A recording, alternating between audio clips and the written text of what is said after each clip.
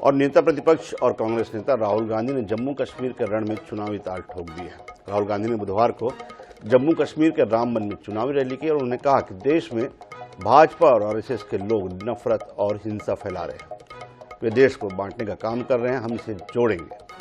जम्मू कश्मीर से स्टेटहुड छीना गया है, हम इसे वापस देंगे। यहाँ राजा का शासन है, यहाँ के राजा उपराज्यपाल हैं। पहले केंद्र शासित प्रदेश को राज्य बनाया जाता है, मोदी जी राज्यों को केंद्र शासित प्रदेश बना रहे हैं। राहुल गांधी ने आगे कहा कि 22 से 25 अरबपति हैं, मोदी जी ने 16 लाख करोड़ का कर्ज इनका माफ किया है, लेकिन किसानों छात्रों का 1 रुपया माफ नहीं किया गया। सरकार चले तो सबकी सरकार हो, हम ऐसी ही सरकार चलाना चाहते हैं। मैं जानता हूं कि जम्मू कश्मीर ने मन बना लिया है। बता दें कि जम्मू कश्मीर में चुनाव 18, 25 सितंबर और 1 अक्टूबर को होने वाले हैं। 3 फेज में चुनाव होंगे। कांग्रेस पार्टी ने 40 स्टार प्रचारकों के यहाँ पे नाम भी जारी किए, जिसमें मल्लिकार्जुन खड़गे कांग्रेस अध्यक्ष, कांग्रेस सुप्रीमो सोनिया गांधी, प्रियंका गांधी के नाम शामिल हैं।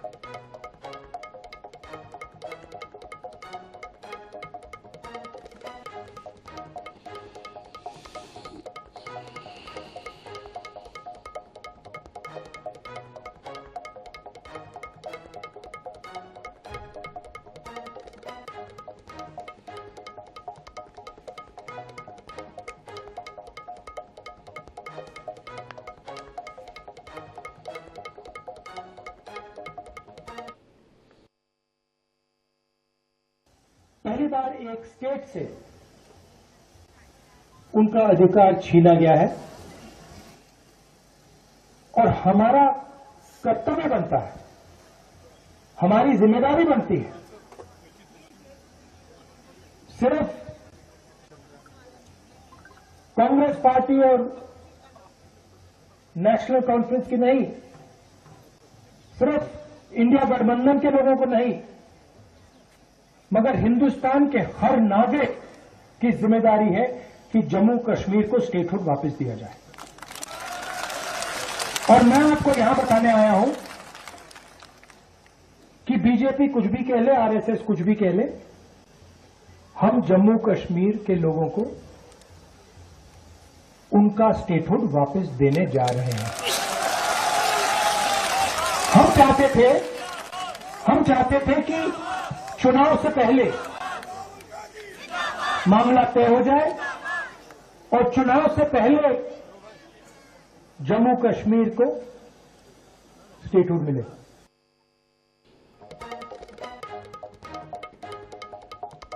तो ये तमाम तरह के आरोप राहुल गांधी के हैं। सीधा सीधा उनका कहना है कि जो केंद्र सरकार की जिम्मेदारी होती है कि वो जो है राज्यों की जो है उन्हें पूर्ण शासित बनाए, तो अब जो है वो केंद्र शासित राज्य बनाए जा रहे हैं। दिल्ली और जम्मू का उन्होंने ये उदाहरण दिया है। पूरे मामले में बात करने के लिए हमारे साथ मुकेश त्यागी जी जुड़े हुए हैं, वरिष्ठ प्रवक्ता हैं भाजपा के।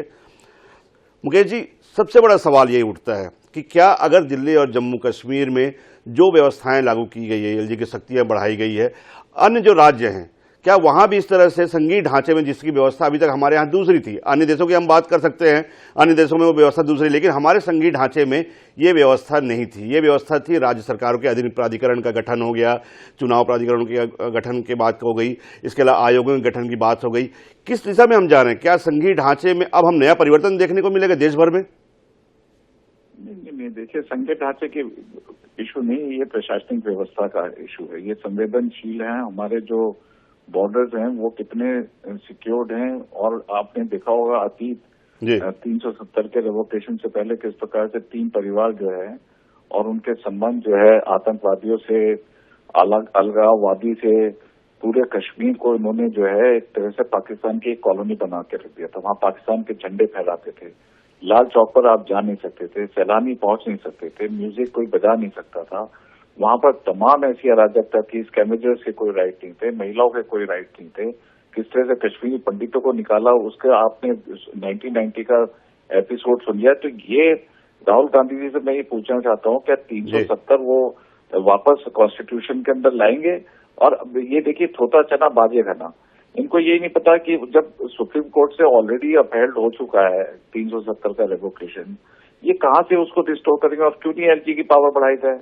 क्या आप चाहते कि अराजक तत्व जो है, पहले तो वो चुनाव जीतने वाले नहीं है। देखिए, परिसीमन के बाद मैं बताऊं, जम्मू की स्थिति बहुत मजबूत हो गई है और भारतीय जनता पार्टी वहां पर। मुकेश जी, ये तो खैर भविष्य की बात है, इसमें हाइपोथेटिकल मान लेंगे हम सवाल को, लेकिन सवाल मैंने जो किया कि हमारे संघीय ढांचे में एक व्यवस्था दी गई थी कि जो जितनी शक्तियां राज्य सरकार के पास, चुनी हुई सरकार के पास होती है, और कितनी शक्तियां एलजी या राज्यपाल के पास होती है। अगर जो आपने आंतरिक हिंसा की बात कही, वहां पे जो जो अशांति की बात कही, तो क्या उड़ीसा, छत्तीसगढ़, महाराष्ट्र, ये तमाम जहां पे नक्सल प्रभावित राज्य है, क्या वहां भी इस तरह कुछ व्यवस्थाएं आने वाले भविष्य में हमको देखने को मिलेगी शांति व्यवस्था कायम करने के लिए? नहीं, इस प्रकार की व्यवस्था नहीं, ये अपवाद है। दिल्ली और जम्मू कश्मीर जो है एक अपवाद है। जम्मू कश्मीर के बारे में मैं पहले बता चुका हूँ कि ये हमारी सीमाओं का संवेदनशीलता का प्रश्न है। और दिल्ली जो है भारत का राजधानी है, यहाँ पर इंटरनेशनल डेलीगेट्स आते हैं, यहाँ पे तमाम वीआईपी मूवमेंट्स होते हैं। अगर ये हमने किसी इमेच्योर पावर को हाथ में दे दिया और उनके ऊपर अंकुश नहीं रखा, आपने देखा किस प्रकार से शराब का घोटाला किया इन्होंने, तो दिल्ली की जो पोल्यूशन को देख लीजिए, पोल्यूशन नहीं संभाल पा रहे हैं ये लोग, तो हर प्रकार से ये विफल होते जा रहे हैं। तो दिल्ली एक इतना संवेदनशील हमारा केंद्र, हमारा जो है कैपिटल है, राजधानी है। तो ये अब बात है ये भी कि संघीय ढांचा को कोई तोड़ा मरोड़ा जा रहा है, ना तो ये भारतीय जनता पार्टी की नीयत है, और संघीय ढांचा को बिल्कुल बरकरार रखा जाएगा। उसमें जो संघीय ताकत है उनको पूरा। आप मुझे बताइए कि बंगाल के अंदर इतनी अराजकता फैल रही है, यही मैं उदाहरण देने वाला था आपको। अराजकता की जो बात है मुकेश जी, मैं क्षमा चाहूंगा बीच में, लेकिन ये उदाहरण मेरे सवाल दिमाग में था। क्या मणिपुर में अराजकता नहीं है? क्या बंगाल में अराजकता नहीं है? फिर वहां पे क्यों इस तरह की व्यवस्थाएं नहीं लागू की गई? नहीं, वहां पर इसलिए नहीं, मैं समझ रहा हूं कि अगर जरूरत पड़ेगी तो जरूर प्रशासनिक दृष्टिकोण से करना पड़ेगा। लेकिन आप ये देखिए कि कितना इसके अंदर प्रतिरोध है। अगर चाहते तो वहाँ प्रेसिडेंट रूल लगाने की सारी स्थितियां वहां पे पहुंच चुकी हैं, लेकिन नहीं लगा रहे हैं, क्योंकि हम संघीय ढांचे में विश्वास करते हैं। लेकिन जहाँ पे स्थितियां गंभीर है, बहुत ही गंभीर है, जम्मू कश्मीर बहुत ही गंभीर है, हमारे सीधे सीमाओं से जुड़ा, आप देखिए उसके बाद भी कितने घुसपैठ हो रहे हैं, जबकि वहाँ पे आर्मी का डिप्लॉयमेंट इतना है। वहाँ पे जरा सी बात पे स्टोन पेल्टिंग होती है। दिल्ली राजधानी है पूरे देश की, यहाँ पे दुनिया भर के डेलीगेट्स आते हैं, सुरक्षा का वातावरण मुहैया कराना आवश्यक है। तो ये आपस में अगर लड़ाई झगड़ों में दिल्ली की जनता सफर करेगी, तो मैं समझता हूँ कभी अपवाद के रूप में अगर इस प्रकार के विशेष अधिकारों का उपयोग किया जाए तो कोई गलत नहीं है, ये तो प्रशासनिक व्यवस्था है। लेकिन इसको कहा कि जाए कि संघीय ढांचा पे पूरा इस पे प्रहार है, मैं समझता हूँ वो बहुत ही बेबुनियाद और अपरिपक्व बात है। चलिए, तो ये बहुत ही बेबुनियाद और अपरिपक्व बयान है मुकेश त्यागी जी का ये कहना है। लेकिन एक आखिरी सवाल मुकेश जी, एक आखिरी सवाल, जैसे कि जब हमने जो बात की संघीय ढांचा की बात करी, लेकिन क्या तमाम चीज़ों को देखते हुए ये नहीं कह सकते कि ये चुनाव जो आने वाले हैं उसको लेके कहीं ना कहीं जो जोड़ा जा रहा है चुनाव से, चाहे जम्मू कश्मीर की बात करें, चाहे दिल्ली में एमसीडी की बात कर लें, लगातार कांग्रेस चुनाव को लेकर जोड़ रही ताकि चुनाव में भाजपा जो है, केंद्र सरकार जो है, वो शक्तियों का उपयोग कर सके। मुकेश जी, सॉरी, मैं आपका सवाल ये लास्ट में आपने क्या कहा? मुकेश जी, मैंने एक आखिरी सवाल ये किया कि लगातार ये आरोप लग रहे हैं कि भाई ये तमाम जो बदलाव है वो चुनाव के मद्देनजर किए जा रहे हैं। चाहे जम्मू कश्मीर जो चुनाव प्रस्तावित है उसकी बात कर लें, चाहे दिल्ली में एमसीडी के जो चुनाव है उस पर कर लें, चुनाव से जोड़कर देखा जा रहा है इन बदलावों को। नहीं, देखिए चुनाव तो जो है सुप्रीम कोर्ट के निर्देश हुए हैं, तो जम्मू कश्मीर में चुनाव हो रहे हैं सितंबर से पहले, वो तो निर्देशानुसार हो रहे हैं। और दिल्ली के अंदर भी एमसीडी के जो चुनाव है वो भी निर्धारित हैं। तो ये कहना कि साहब इसको चुनाव से जोड़ा जा रहा है, चुनाव तो हमारे देश के अंदर लगातार पूरे, मैं समझता हूँ 365 दिन में कहीं ना कहीं किसी न किसी स्तर पर चुनाव होते रहते हैं।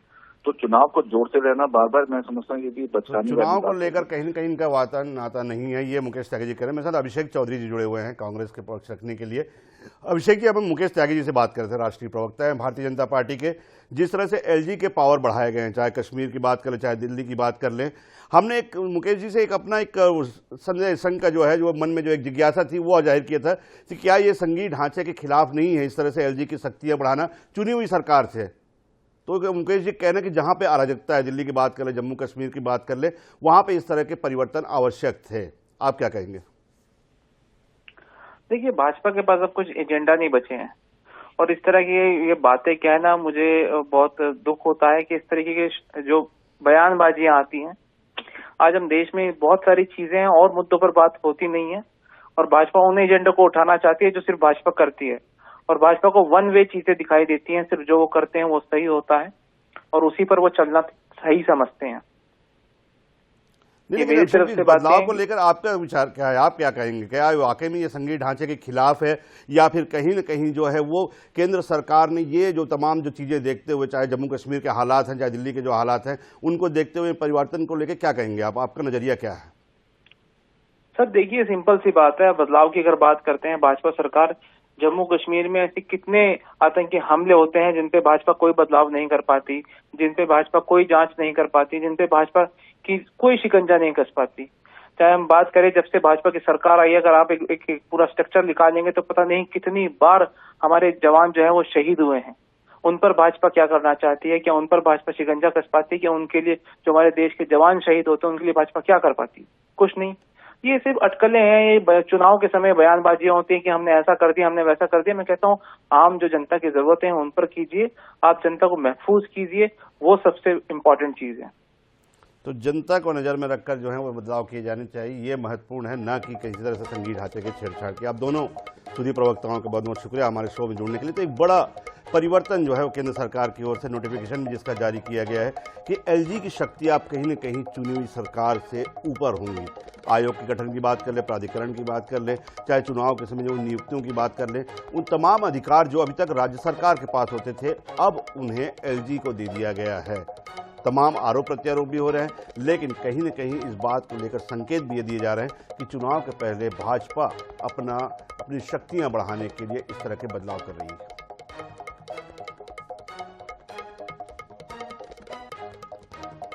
दोनों ही पार्टियों का हमने पक्ष सुना और साफ साफ तौर पे, सीधे सीधे तौर पे राहुल गांधी का ये कहना है कि कहीं न कहीं भाजपा डरी हुई है चुनावों को लेकर, और यही वजह है कि एक राजा प्रजातांत्रिक व्यवस्था के बीच में एलजी को एक राजा के रूप में जो है वहाँ पे बिठाया गया है और तमाम अधिकार उस राजा को दिए जा रहा है, जो कहीं न कहीं लोकतांत्रिक ढांचे के बिल्कुल विपरीत है।